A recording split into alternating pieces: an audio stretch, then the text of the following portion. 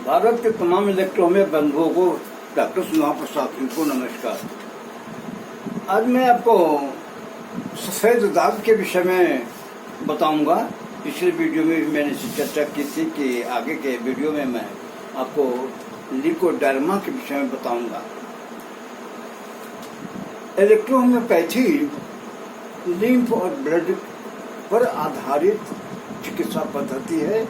Lymph और blood का steady state में रहना बहुत जरूरी है। हर चिकित्सा पद्धति लिम्फ और ब्लड को कांस्टेंट रखने का ही प्रयास करता है और उस प्रयास को सभी अंग, शैक्षिक क्रिया करने वाले सभी अंग मिलकर काम करते हैं। इसमें respiratory system, circulatory system, digestive system, urinary system, excretory system, तमाम सिस्टम जो बॉडी में हैं, शैक्षिक क्रिया करने वाले हैं, वो लिम्फ और ब्लड को स्टेडी स्टेट में रखते हैं। लिम्फ और ब्लड को बीच में रखकर मैटी ने बड़ा बेहतरीन विजन दिया, फिलॉसफी दिया कि हर रोग का कारण लिम्फ और ब्लड के स्टेडी स्टेट में परिवर्तन है। और इसके लिए उन्होंने मात्र कितनी दवाइयां बनाई पौधों से। पौधों का इस्तेमाल उन्होंने 89 किया था, लेकिन उनके हर्बेरियम में, लेबोरेटरी में अनेकों पौधे के लिस्ट बने हुए थे और किस पौधे का क्या फार्माकोलॉजी है उस समय के हिसाब से उन्होंने नोट किया हुआ था और किसको कितना मिलाना है एक्सपेरिमेंट में भी करके उन्होंने तय किया था और वहाँ पर लिखा हुआ था। आज जो 89 से बढ़कर 115 हो गया है, उसी हर्बेरियम से चुराया हुआ कहेंगे पौधे हैं, जिसके लिए वेंटुरोली ने मना भी किया था कि थियोडोरस तुम क्या कर रहे हो। थियोडोरस बहुत छोटा था उससे, इसलिए कि 58 का जन्म मौर्यों का था और इसका 64 में था, 6 बड़ा था। तो उसने कहा कि नोट कर रहा हूँ कि किस पौधे का क्या रेशियो इस्तेमाल किया, मात्रा टिंचर इस्तेमाल किया जाता है। टिंचर कहा था, लेकिन जब अपनी किताब लिखा तो कोवेशन और डिस्टिलेशन जोड़ दिया ताकि सब भी भ्रम में पड़ जाए। तो मैं कह रहा था कि मैटी ने सिर्फ 37 औषधियां बनाई थी और 37 औषधियों से आज के युग में या उस समय भी अनगिनत रोगों का चिकित्सा कर लेते थे। वजह, रोग का कारण ढूंढते थे वो। किसी भी रोग का कारण कहाँ है, कारण का इलाज करते थे, लक्षण का इलाज नहीं करते थे। जबकि होम्योपैथी में टोटल लक्षण पर ही चिकित्सा पद्धति है। एलोपैथी में कुछ लक्षण है, कुछ रोग को लक्षण मान लेता है और कुछ रोग की चिकित्सा एलोपैथी में की जाती है, लेकिन उनकी दवाइयां अनगिनत, असंख्य, आज जो है कल नहीं रहेगी, आउट ऑफ डेट हो जाती हैं।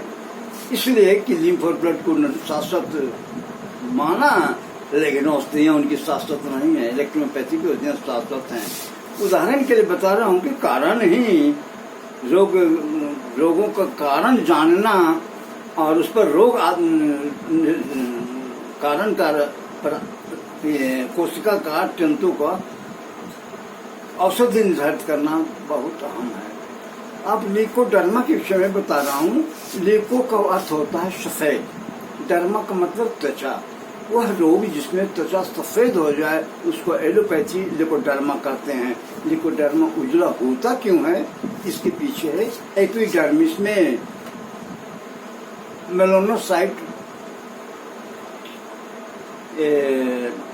टिश्यू कोशिका होती है जिसको जो मेलानिन बनाती है।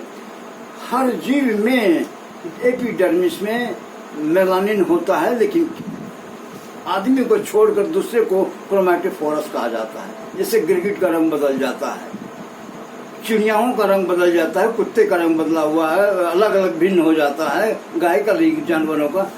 क्रोमैटोफोरस जो है वो आदमी के अलावे को छोड़कर करीब करीब सभी जीवों में है, इसीलिए उनका रंग है। गिरगिट कैसे रंग बदलते हैं, कभी मैं वीडियो में आपको जीफ से माध्यम से आपको समझाऊंगा कैसे बदलता है। तो मैं यहाँ लिकोडर्मा की बात कर रहा था। मेलानोसाइट मेलानिन नाम का केमिकल बनाता है और वो हमारे, उसका रंग भूरा से काला गाढ़ा तक होता है, जिससे हमारे केशों का रंग होता है। उपतारामंडल आइरिस जिसको कहते हैं, वो मेलानिन का बना हुआ होता है। और त्वचा भी के नीचे जो एपिडर्मिस है मेलानिन ही त्वचा का रंग देता है। ये क्लाइमेट पर निर्भर करता है। जो कोल्ड कंट्री हैं वहाँ सन रेज कम जब मिलता है तो क्या होता है, मेलानिन की मात्रा कम हो जाती है तो उनका रंग गोरा हो जाता है। और जहाँ मेलानिन बनता है वो धूप लगने से गाढ़ा होता है और गाढ़ा होकर मेलानिन अल्ट्रावायलेट रेज को से स्किन को बचाता है। अब यह मैकेनिज्म बन गया कि मेलानिन बनता है। मेलानिन हमारे त्वचा के रंग को देता है, रंग देता है। उस रंग मेलानिन को बनता कैसे है, मेलानोसाइट की स्टिमुलेशन से। हमारे पिट्यूटरी ग्लैंड में मेलानोसाइट स्टिमुलेटिंग हार्मोन से दिखता है, उसको MSH कहते हैं। वो अगर हमारा pituitary gland MSH melanocyte stimulating hormones अगर सही समय पर सही मात्रा में बनाए तो हमारे रंग ज्यों के त्यों रहेंगे। जब उसकी कमी हो जाती है तो मेलानिन नहीं बनता है। जब मेलानिन नहीं बनता है तो रंग सफेद हो जाता है। लिकोडर्मा आप तो समझ गए।